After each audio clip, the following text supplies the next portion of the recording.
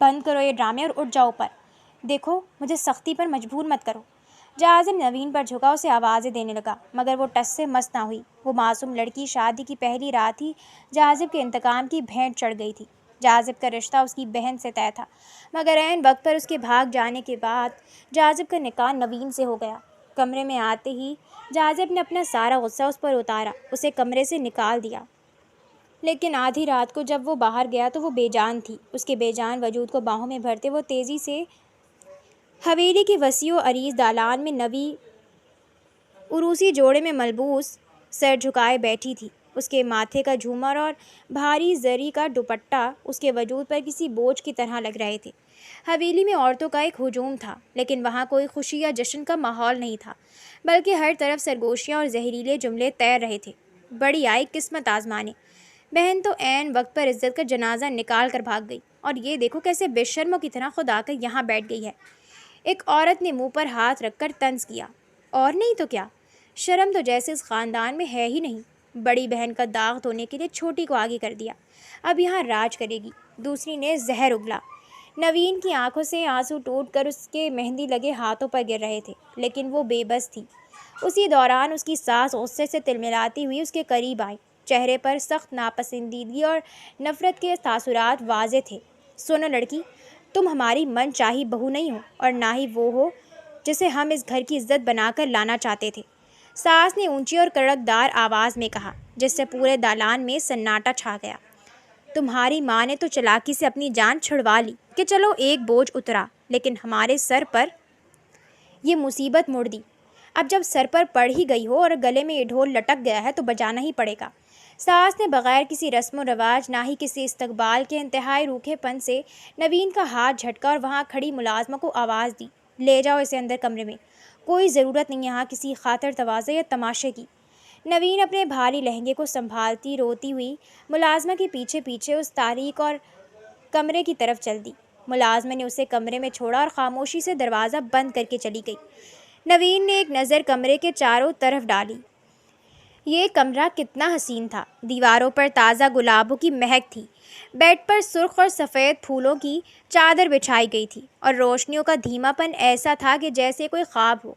मगर इस खूबसूरती में नवीन को अपनायत महसूस नहीं हो रही थी। वो जानती थी कि ये सब कुछ उसके लिए नहीं था, ये तो उसकी बहन के लिए सजाया गया था, जिसे ये घर वाले अपनी मनचाही बहू बनाकर लाना चाहते थे।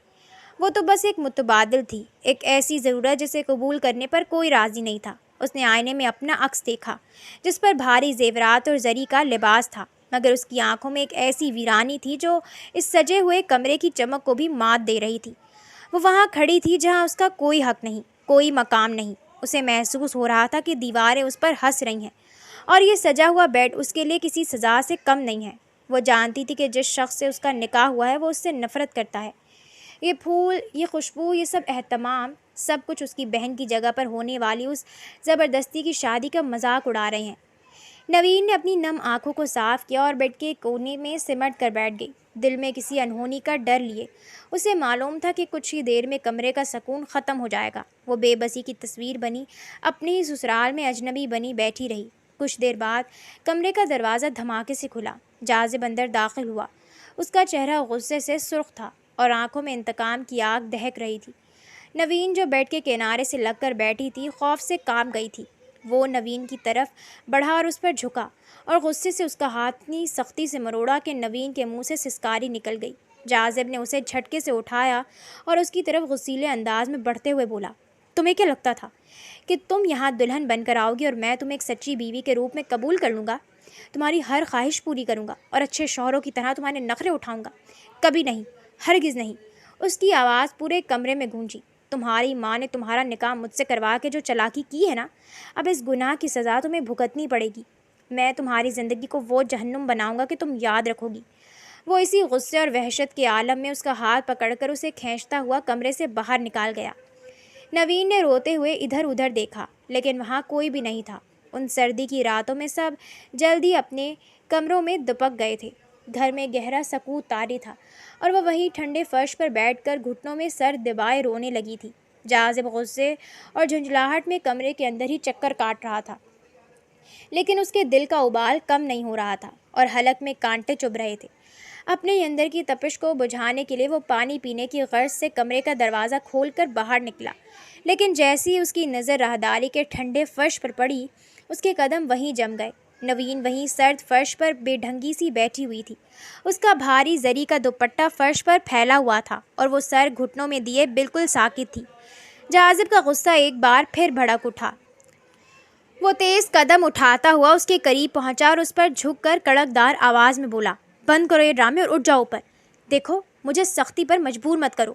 جاذب نے اسے اٹھانے کے لیے آوازیں دیں، غصے سے پکارا، مگر نوین نے کوئی جواب نہیں دیا۔ وہ ٹس سے مس نہ ہوئی۔ جاذب کا پارا مزید چڑھ گیا۔ اس نے غصے سے نوین کا ہاتھ پکڑ کر اسے جھٹکا دینا چاہا، لیکن جیسے ہی اس کا ہاتھ نوین کے سرد پڑتے وجود سے چھوا، اس کے ریڑھ کی ہڈی میں ایک سنسنی سی دوڑ گئی۔ وہ معصوم بے جان تھی۔ نوین کا سر ایک طرف کو ڈھلک گیا اور اس کی بند آنکھوں سے گرا آخری آنسو اس کے گال پر ہی جم چکا تھا۔ اس کا تڑپتا ہوا وجود اب بالکل پرسکون ہو چکا تھا۔ نوین، نوین اٹھو، یہ کیا تماشا ہے؟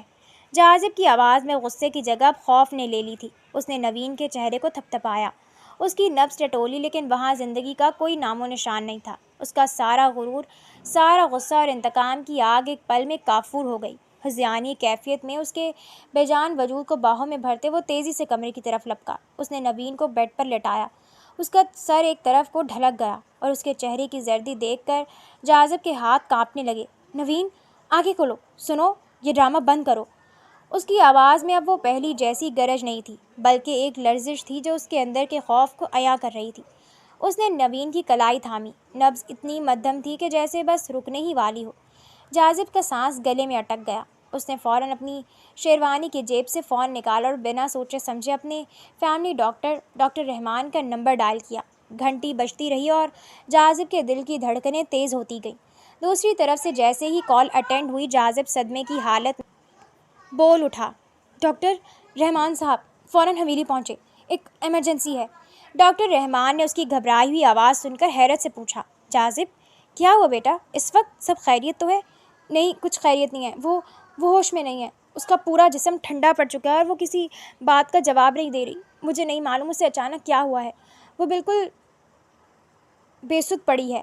آپ بس جلدی آئیں، جاذب نے کمرے میں چکر کاٹتے ہوئے کہا۔ دوسری طرف سے ایک گہرا سانس لینے کی آواز آئی۔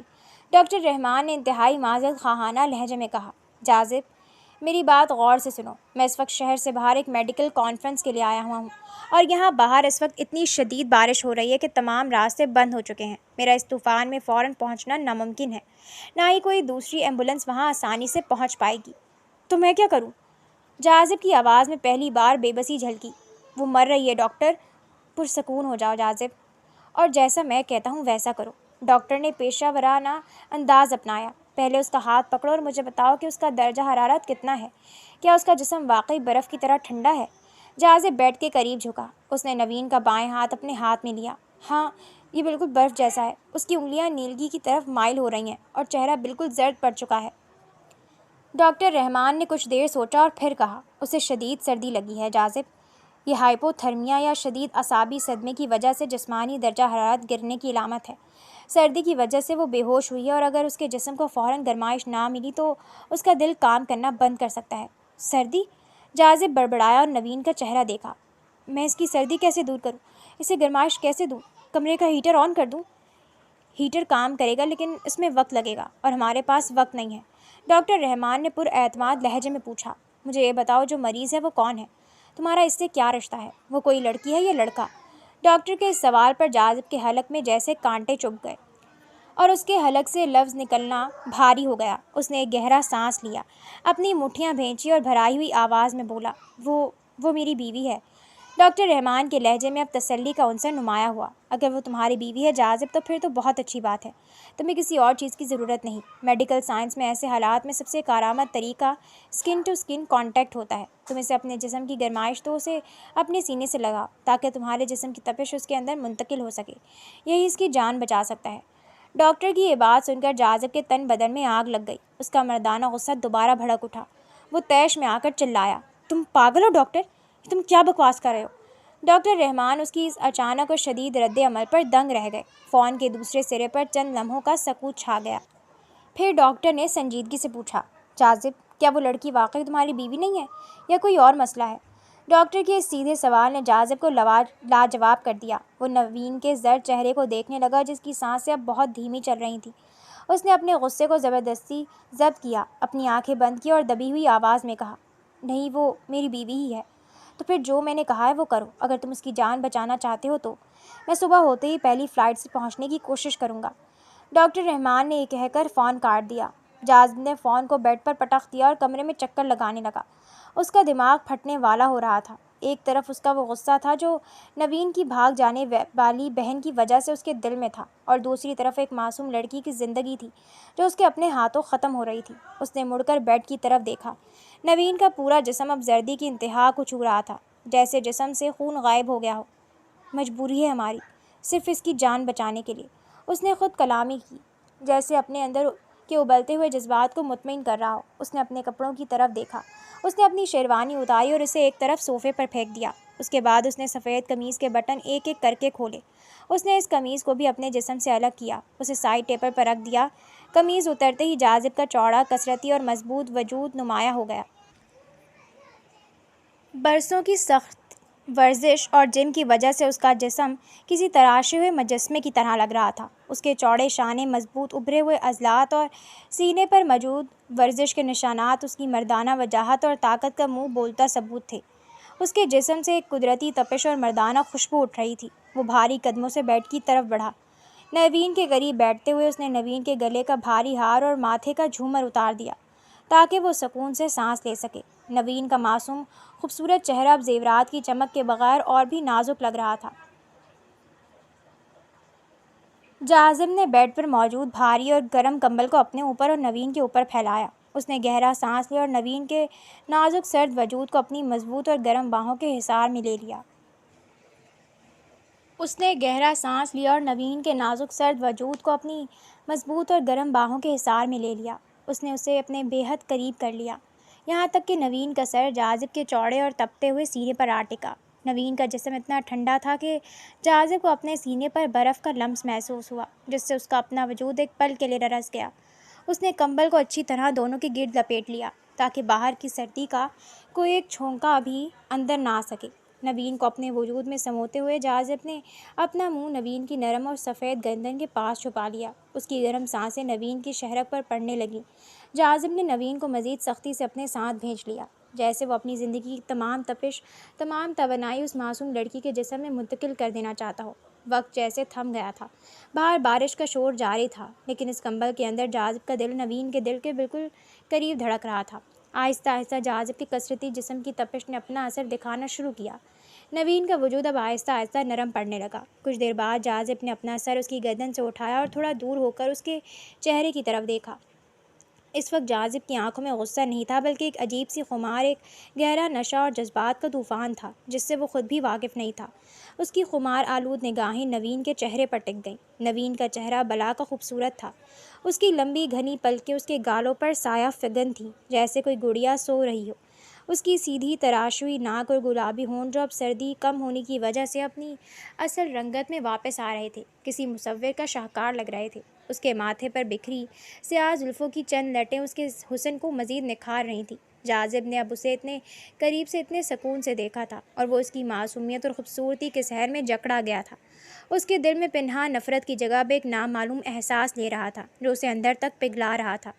اس نے نوین کے ہاتھ کو دوبارہ چھوا۔ اس کا درجہ حرارت اب بالکل نارمل ہو چکا تھا، اور اس کے جسم میں دوبارہ زندگی کی لہر دوڑ چکی تھی۔ اس کا سانس اب باقاعدگی سے اور پرسکون طریقے سے چل رہا تھا۔ جاذب نے گہرا سانس لیا اور اپنی نظروں کو اس کے چہرے سے ہٹانے کی کوشش کی، لیکن وہ ایسا نہ کر سکا۔ اس نے نوین کو اس طرح اپنے سینے سے لگائے رکھا۔ وہ اس رات سویا نہیں۔ اس کی آنکھوں سے نیند کوسوں دور تھی۔ وہ بس جاگتا رہا، ساری رات اس کے معصوم اور خوبصورت چہرے کو دیکھتا رہا۔ کھڑکی کے بھاری پردوں کی اوٹ سے صبح کی پہلی سفید کرن کمرے کے فرش پر رینگتی ہوئی بیڈ تک آ پہنچی تھی۔ جاذب رات بھر اسی طرح ساکت بیٹھا رہا تھا۔ اس کی مضبوط باہیں نوین کے گرد حمائل تھیں۔ وہ سویا نہیں تھا۔ اس کی آنکھیں رات بھر نوین کے اس معصوم چہرے پر ٹکی رہی تھیں، جب موت کی زردی سے نکل کر زندگی کی گلابی رنگت میں واپس آ چکا تھا۔ جیسے ہی صبح کا اجالا گہرا ہوا، جاذب نے محسوس کیا کہ اس کے سینے پر ٹکی نوین کی لمبی گھنی پلکوں میں ہلکی سی جنبش ہوئی۔ اس نے اپنی بند آنکھیں کھولیں اور اس سے پہلے کہ وہ پوری طرح بیدار ہو کر صورتحال کو سمجھ پاتی، جاذب نے نوین کو چونکنے یا کچھ کہنے کا موقع ہی نہیں دیا اور انتہائی سختی اور بے رخی سے اسے خود سے دور جھٹک دیا۔ وہ بیڈ سے اترا۔ رات بھر کی بیداری، ذہنی تناؤ اور نوین کے وجود کی تپش کے اثر سے اس کا سر بھاری ہو رہا تھا۔ اس نے صوفے پر پڑی اپنی سفید قمیض اٹھائی، اسے تن پر ڈالا اور بغیر نوین کی طرف دیکھے تیز قدموں سے واش روم کی طرف بڑھ گیا اور دروازہ اندر سے بند کر لیا۔ واش روم کے بڑے آئینے کے سامنے کھڑے ہو کر جب جاذب نے اپنے عکس پر نظر ڈالی تو وہ خود بھی چونک گیا۔ رات بھر نہ سونے کی وجہ سے اس کی گہری سیاہ آنکھیں سرخ ہو رہی تھیں اور ان کے گرد ہلکی سی سوجن واضح تھی۔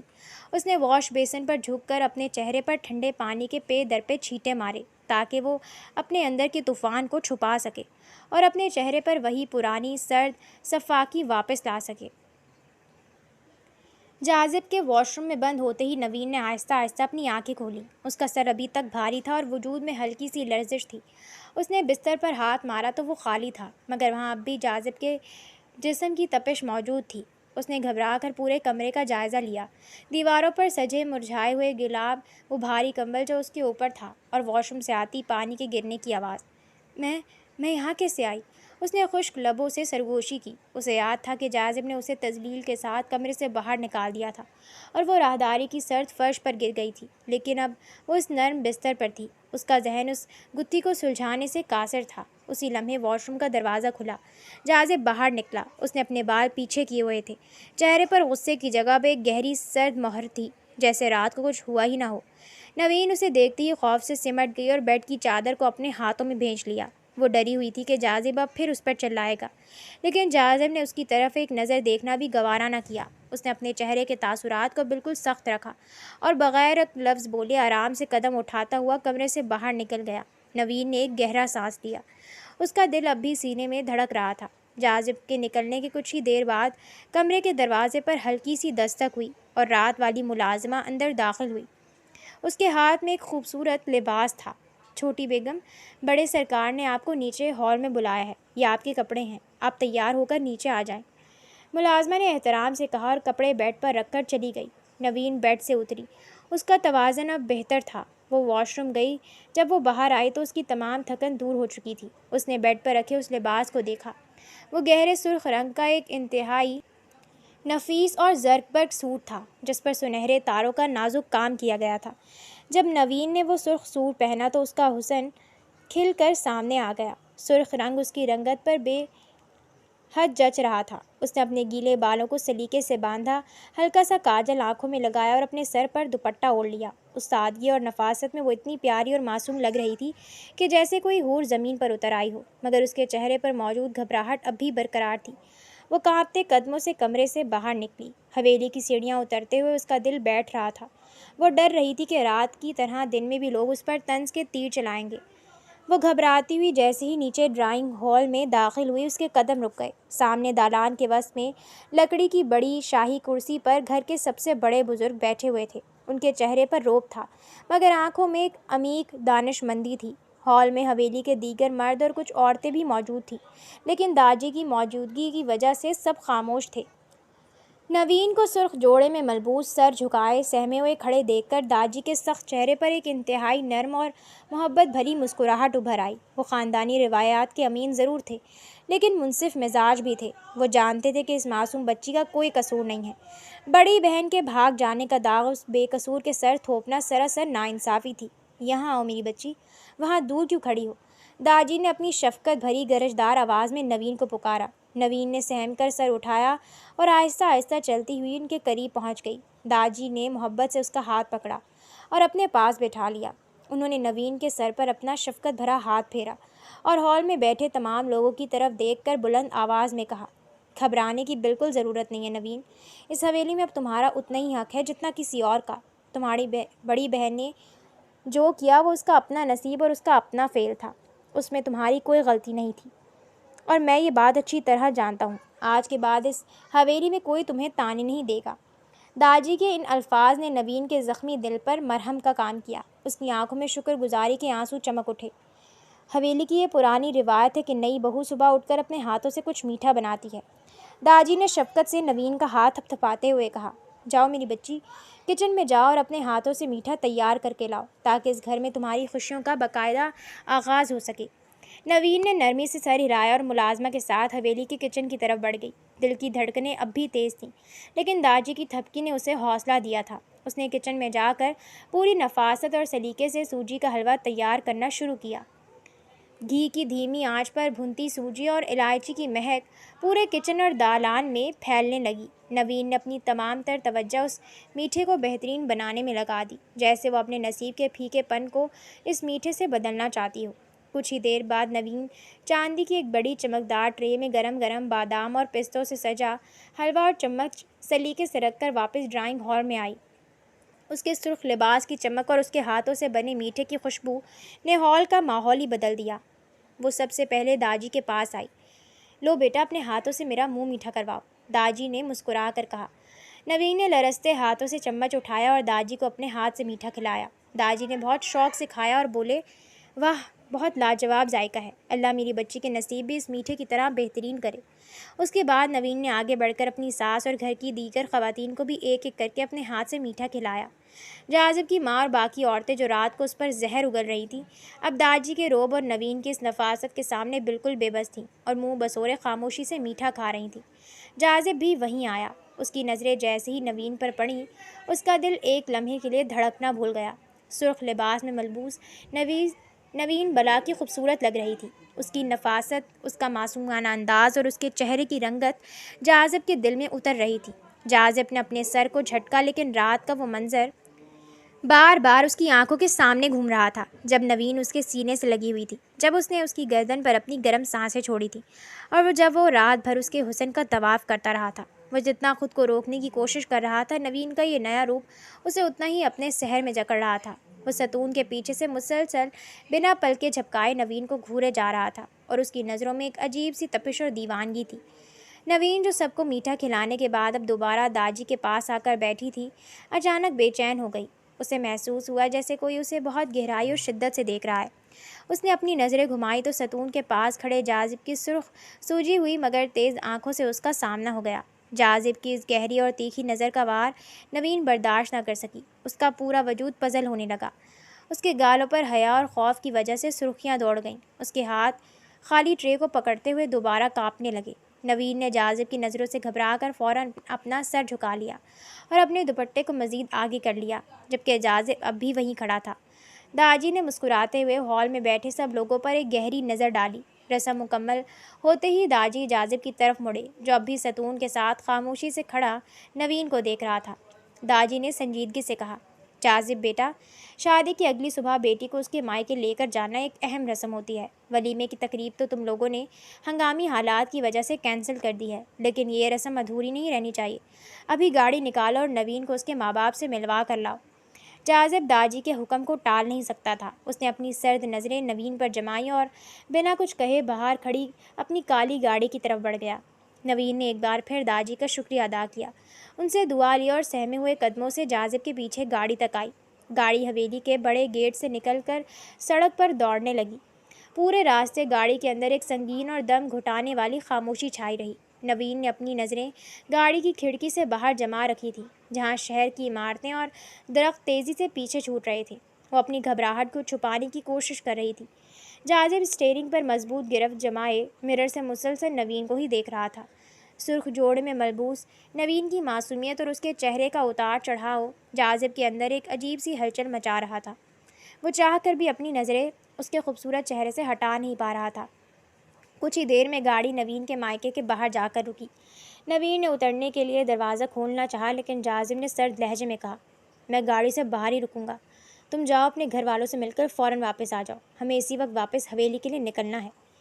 نوین نے دھیرے سے اسبات میں سر ہلایا اور گاڑی سے اتر کر گھر کے اندر داخل ہو گئی، لیکن جیسے ہی وہ لاؤنج میں پہنچی، اس کے قدم وہیں جم گئے۔ سامنے صوفے پر اس کی بڑی بہن بیٹھی ہوئی تھی، وہی بہن جو عین شادی کے وقت گھر سے بھاگ گئی تھی اور جس کی وجہ سے نوین کی زندگی اس طوفان کی زد میں آئی تھی، وہ اب واپس آ چکی تھی۔ نوین کو دیکھ کر اس کی بہن کے چہرے پر پچھتاوے کے بجائے حسد اور غصے کے تاثرات ابھرے۔ وہ چنگھاڑتی ہوئی نوین کی طرف بڑھی، تو تم نے میری جگہ لے ہی لی؟ نوین، تم اتنی موقع پرست نکلو گی میں نے سوچا بھی نہیں تھا۔ تم نے جاذب سے شادی کر لی، جو میرا ہونے والا شوہر تھا، तुम ने मेरे ही घर पर राज करने का सोच लिया। वो नवीन पर चिल्लाने लगी और उस पर हाथ उठाने के लिए आगे बढ़ी। नवीन खौफ से पीछे हटी और उसकी आंखों में आंसू आ गए। भाजी, आप ये क्या कह रही हैं? मैंने खबरदार, अपना हाथ वहीं रोक लो। अचानक पीछे से एक गरजदार और खौफनाक आवाज़ गूंजी। नवीन और उसकी बहन ने मुड़कर देखा तो जाजिब दरवाजे पर खड़ा था। उसका चेहरा गुस्से से सुर्ख था और आंखें शोले बरसा रही थीं। वो गाड़ी बाहर खड़ी करके नवीन के पीछे ही अंदर आ गया था। जाजिब तेज़ कदम उठाता हुआ नवीन के सामने ढाल बनकर खड़ा हो गया और उसकी बहन को उंगली के इशारे से खबरदार करते हुए धाड़ा। तुम मुझसे और इस घर से भाग कर गई थी। नवीन का कोई कसूर नहीं है। तुमने अपनी मर्जी से मेरी और मेरे ख़ानदान की इज्जत का जनाजा निकाला था, और अब अगर तुमने मेरी बीवी पर दोबारा हाथ उठाने या इस पर रोब डालने की कोशिश की तो मुझसे बुरा कोई नहीं होगा। फजीला जाजिब के मुंह से नवीन के लिए मेरी बीवी का लफ्ज़ सुनकर शौक रह गई। उसने तड़प कर जाजिब का हाथ पकड़ना चाहा। जाजिब, तुम ये क्या कह रहे हो? तुमने इस लड़की को अपनी बीवी मान लिया? इसको तलाक दो जाजिब, तलाक दो इसे। मैं तुमसे शादी करना चाहती हूँ। यकीन करो, मैं घर से किसी और वजह से नहीं भागी थी। मुझे एक बड़े फैशन शो में पार्टिसिपेट करने का मौका मिला था। मुझे एक्टिंग और मॉडलिंग का कितना शौक़ है तुम जानते हो ना। मुझे लगा था मैं जल्दी से वो शो अटेंड करके वापस आ जाऊँगी। मुझे नहीं मालूम था कि मेरी जगह ये बैठ जाएगी। जाजिब ने इंतहाई नफ़रत से उसका हाथ खुद से झटक दिया। बस, बंद कर अपनी ये बकवास। तुम्हें अगर अपने शौक़ का इतना ही जुनून था तो कम से कम अपनी शादी के दिन का लिहाज कर लेती। मेरी और अपने बूढ़े बाप की इज्जत का ख्याल कर लेती। तुम्हें खुद गर्ज़ औरत हो। जाजिब ने नवीन की तरफ देखा। उसके तासुरात अब भी सख्त थे। नवीन, अपने वालदेन से एक आखिरी बार मिल लो। मैं तुम्हें दोबारा इस घर में कभी ना आने नहीं दूंगा, और ना ही मैं खुद यहाँ बार बार आकर अपनी तजलील करवाऊँगा। जो मिलना है अभी मिल लो। नवीन रोते हुए किचन की तरफ भागी जहाँ उसकी माँ मौजूद थी। वो अपनी माँ और बाप से गले मिलकर फूट फूट कर रोई। उसकी माँ ने रोते हुए कहा, बेटा हमें माफ़ कर देना, हमने तुम्हें उस जहन्नुम में धकेल दिया। नवीन ने आंसू पोंछे और मजबूती से कहा, नहीं अम्मी, आप परेशान न हो। मैं आपसे मिलने आती रहूँगी, लेकिन तब जब आप इस खुदगर्ज औरत को इस घर से निकाल देंगी। इसने अपनी अय्याशी के लिए हम सबकी ज़िंदगी दाव पर लगा दी, और अब ये मेरे मियाँ पर डोरे डाल रही है। जाजिब को मुझसे छीनने की बातें कर रही है। मैं ऐसी बहन का मुँह भी नहीं देखना चाहती। नवीन की बातें सुनकर उसकी बड़ी बहन पीछे खड़ी सिर्फ पछतावा और हसरत लिए रह गई। उसे समझ आ चुका था कि उसके एक गलत फैसले ने उससे जाजिब जैसा शौहर और उसका अपना घर हमेशा के लिए छीन लिया था। नवीन किचन से बाहर आई। उसने जाजिब की तरफ देखा जो खामोशी से उसका इंतज़ार कर रहा था। नवीन ने जाजिब के साथ कदम मिलाया और दोनों वापस अपनी हवेली की तरफ रवाना हो गए। नवीन ने हवेली के कामों को संभाल लिया। वह अब सुबह सवेरे उठती, सबके पसंद का नाश्ता तैयार करती और हवेली के एक एक कोने को अपनी नफासत से चमकाए रखती। मेहमान तो सब जा चुके थे, लेकिन उसकी सास का दिल अब भी नवीन के लिए सख्त था। नवीन अपनी सास के दिल में अपनी जगह बनाने के लिए हर मुमकिन कोशिश कर रही थी। वो नौकरों के होते हुए भी सास के सारे काम अपने हाथों से करती। उनके कपड़े इस्त्री करने से लेकर उनके पसंद के खाने बनाने तक नवीन हर जिम्मेदारी खुद उठाती, चाहे सास का रवैया कितना ही सर्द क्यों ना होता। हवेली में अजीब सी खामोशी थी। नवीन सास के लिए चाय का मग लेकर उनके कमरे की तरफ बढ़ी। जैसे ही उसने नीमवा दरवाजे से अंदर देखा, उसकी सास बेड पर लेटी हुई थी। उनका चेहरा तकलीफ से जर्द हो रहा था और वो बार बार अपने सर को हाथों से दबा रही थी। शदीद सर दर्द और ब्लड प्रेशर बढ़ने की वजह से उनकी तबीयत बहुत ज़्यादा ख़राब हो चुकी थी। नवीन चाय की ट्रे साइड टेबल पर रखकर फ़ौरन उनके करीब गई और तशवीश से बोली, मामा, आपकी तबीयत ठीक नहीं है, मैं डॉक्टर को फ़ोन करूं? जैसे ही उसकी सास ने नवीन को अपने करीब देखा, उनका वही पुराना गुस्सा जाग उठा। उन्होंने नकाहत के बावजूद नवीन का हाथ झटक दिया और कमज़ोर लेकिन कड़वी आवाज़ में झड़कते हुए बोली, दूर हटो मेरे सामने से। मुझे तुम्हारी किसी हमदर्दी की ज़रूरत नहीं है। चली जाओ मेरे कमरे से। मैं तुम्हारा ये मसनूई रूप नहीं देखना चाहती।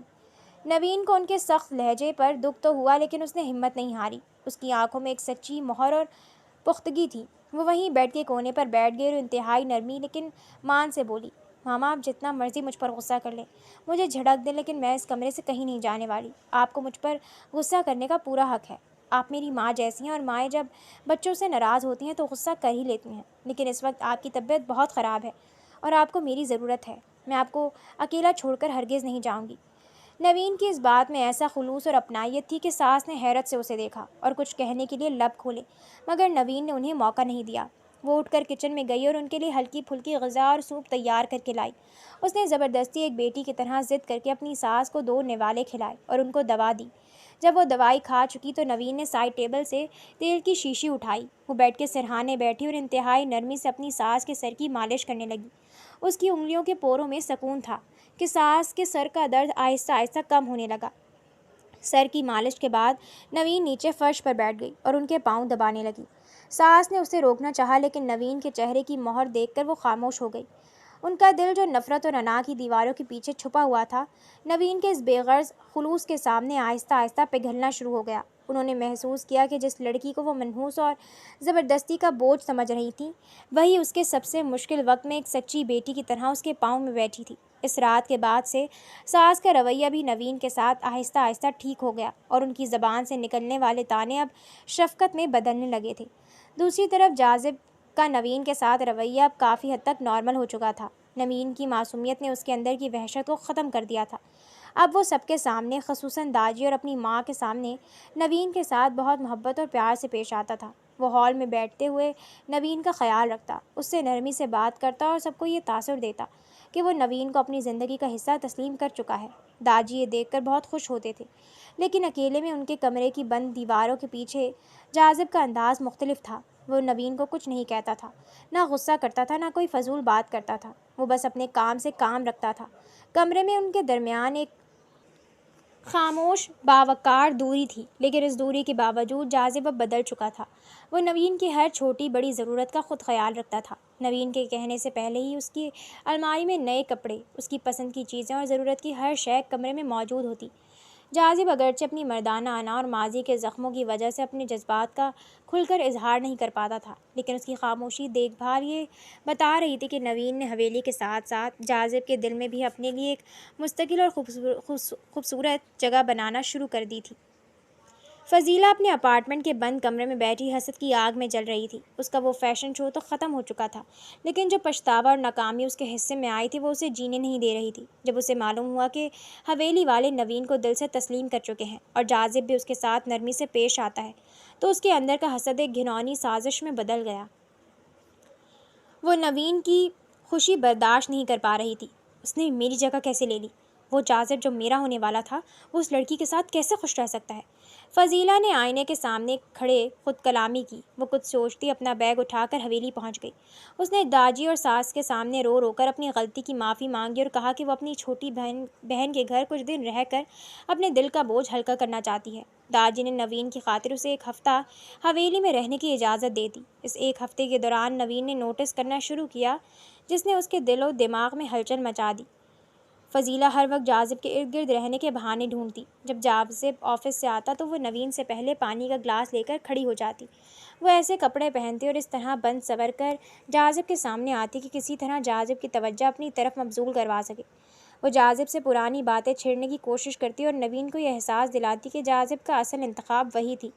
نوین یہ سب دیکھ کر اندر ہی اندر ٹوٹنے لگی۔ اس کے معصوم دل میں ایک وسوسہ بیٹھ گیا۔ جاذب کی شادی تو فضیلہ سے ہونے والی تھی، وہ تو مجھ سے صرف داجی کے کہنے پر اور مجبوری میں اچھا رویہ رکھ رہے ہیں۔ شاید اب بھی ان کے دل میں فضیلہ کے لیے کوئی جگہ باقی ہے، وہ مجھ سے کبھی محبت نہیں کر سکتے۔ اس خوف اور احساس کمتری کی وجہ سے نوین نے خود ہی جاذب سے دور دور رہنا شروع کر دیا۔ وہ کمرے میں ہوتی تو جاذب سے نظریں چرانے لگتی، اس کے قریب بیٹھنے سے کتراتی اور ہر وقت بجھی بجھی رہنے لگی۔ جاذب جو نوین کی ہر ادا پر نظر رکھتا تھا، اس نے نوین کے اس بدلے ہوئے رویے کو فوراً نوٹ کر لیا۔ وہ حیران تھا کہ جو نوین اس کا اتنے خلوص سے خیال رکھتی تھی، وہ اچانک اس سے اتنی دوری کیوں اختیار کر رہی ہے۔ ایک رات جاذب آفس کے کاموں اور فضیلہ کی روز روز کی بیہودہ حرکتوں سے شدید تھک چکا تھا۔ وہ کمرے میں آیا تو نوین وہاں موجود نہیں تھی۔ اس نے سوچا کہ وہ نوین سے اکیلے میں بات کرے گا اور اس دوری کی وجہ پوچھے گا۔ وہ لاؤنج کی طرف جا رہا تھا کہ راہداری میں نوین اسے مل گئی۔ جاذب نے اس کے اداس چہرے کو دیکھا اور نرمی سے کہا، نوین، میں بہت تھک گیا ہوں اور میرا سر درد سے پھٹ رہا ہے۔ تم چائے بنا کر اوپر ٹیرس پر آ جاؤ، ہم وہیں بیٹھ کر چائے پئیں گے۔ نوین نے دھیرے سے سر ہلایا، لیکن وہ دونوں اس بات سے بے خبر تھے کہ راہداری کے موڑ پر کھڑی فضیلہ نے جاذب کی یہ بات سن لی تھی۔ وہ نوین سے پہلے ہی چپکے سے سیڑھیاں چڑھ کر اوپر اندھیرے ٹیرس پر چلی گئی۔ جاذب ٹیرس کی ریلنگ کے سہارے کھڑا رات کی ٹھنڈی ہوا میں اپنی آنکھیں بند کیے سر درد کو کم کرنے کی کوشش کر رہا تھا۔ اسی لمحے اسے پیچھے کسی کے قدموں کی چاپ سنائی دی۔ اس نے سمجھا کہ نوین چائے لے کر آ گئی ہے۔ وہ مڑا اور بنا دیکھے بولا، آ گئی تم نوین، دیکھو میرا سر۔ لیکن جیسے ہی اس کی نظر سامنے کھڑی فضیلہ پر پڑی، اس کے جملے حلق میں ہی رک گئے، جس کے چہرے پر مسکراہٹ تھی۔ اس سے پہلے کہ جاذب کچھ سمجھ پاتا یا اسے پیچھے ہٹنے کو کہتا، فضیلہ نے قدم آگے بڑھایا اور زبردستی جاذب کے کسرتی سینے پر اپنے ہاتھ رکھ کر اس کے بے حد قریب ہونے کی کوشش کرنے لگی۔ جاذب، تم اس نوین کے پیچھے کیوں اپنی زندگی خراب کر رہے ہو؟ دیکھو، میں تمہارے سامنے کھڑی ہوں، میں واپس آ گئی ہوں، فضیلہ نے ہذیانی لہجے میں کہا۔ عین اسی پل نوین چائے کے کپ ٹرے میں رکھے سیڑھیاں چڑھ کر ٹیرس کے دروازے پر پہنچی تھی۔ جیسے ہی اس کی نظر سامنے پڑی، اس کے پیروں تلے سے زمین نکل گئی۔ چاند کی مدھم روشنی میں اسے ایسا لگا جیسے جاذب اور فضیلہ ایک دوسرے کے آغوش میں کھڑے ہیں۔ اس کے دل پر جیسے کسی نے خنجر چلا دیا ہو۔ اس کا وہ وہم، وہ ڈر سچ ثابت ہو گیا تھا۔ شدید صدمے اور دکھ کی وجہ سے نوین کے ہاتھوں سے ٹرے چھوٹ گئی۔ چائے کا کپ فرش پر گر کر تڑق سے ٹوٹ گیا اور گرم چائے ہر طرف پھیل گئی۔ اس آواز پر جاذب نے چونک کر دروازے کی طرف دیکھا تو وہاں نوین کھڑی تھی، جس کی آنکھوں سے آنسوؤں کا سیلاب بہہ رہا تھا۔ نوین نے ایک پل جاذب کو دیکھا اور پھر روتی ہوئی نیچے کی طرف بھاگ گئی۔ نوین، میری بات سنو، جاذب نے پکارا، لیکن نوین جا چکی تھی۔ جاذب کا غصہ اس وقت اپنی انتہا کو چھو رہا تھا۔ اس نے مڑ کر دیکھا تو فضیلہ اب بھی وہیں کھڑی مسکرا رہی تھی، جیسے وہ اپنی چال میں کامیاب ہو گئی ہو۔ جاذب نے طیش میں آ کر اپنا مضبوط ہاتھ اٹھایا اور زوردار سنسناتا ہوا تھپڑ فضیلہ کے منہ پر دے مارا۔ تھپڑ کی گونج پورے ٹیرس پر سنائی دی۔ فضیلہ چکرا کر فرش پر جا گری۔ اس نے اپنے گال کو پکڑا جہاں جاذب کی انگلیوں کے نشان ابھر آئے تھے۔ تم جیسی گھٹیا اور بد کردار عورت میں نے زندگی میں نہیں دیکھی۔ جاذب غصے سے دھاڑا، اس کی آنکھوں میں خون اتر آیا۔ تم نے کیا سوچا تھا کہ تم اپنی اس سستی حرکت سے مجھے ورگلا لوگی؟ تم نوین کے پیر کی خاک کے برابر بھی نہیں ہو۔ تمہاری حقیقت میں سب کے سامنے لا سکتا ہوں، لیکن میں نوین کے مائکے کی عزت کا لحاظ کر رہا ہوں۔ اسی وقت اپنا بستر بوریا سمیٹو اور ہمارے گھر سے دفع ہو جاؤ۔ اگر صبح تمہاری شکل مجھے اس حویلی میں نظر آئی تو میں تمہیں دھکے دے کر باہر نکالوں گا۔ فضیلہ خوف سے کانپتی ہوئی وہاں سے اٹھی اور نیچے اپنے کمرے کی طرف بھاگ گئی۔ جاذب بنا ایک پل گوائے تیزی سے سیڑھیاں اترتا ہوا اپنے کمرے میں داخل ہوا۔ کمرے کا منظر دیکھ کر اس کا دل پگھل گیا۔ نوین بیڈ پر گھٹنوں میں سر دیے پھوٹ پھوٹ کر رو رہی تھی اور اس کے وجود پر لرزہ طاری تھا۔ جاذب آہستہ آہستہ چلتا ہوا اس کے قریب بیڈ پر بیٹھا۔ اس نے انتہائی نرمی سے نوین کے کانپتے ہوئے شانوں پر ہاتھ رکھا۔ نوین نے جھٹکے سے سر اٹھایا۔ اس کی آنکھیں رونے کی وجہ سے لال ہو رہی تھیں اور چہرہ آنسوؤں سے بھیگا ہوا تھا، پر وہ جاذب کو خود سے دور دھکیلنے لگی۔ آپ یہاں کیوں آئے ہیں؟ جائیں ان کے پاس۔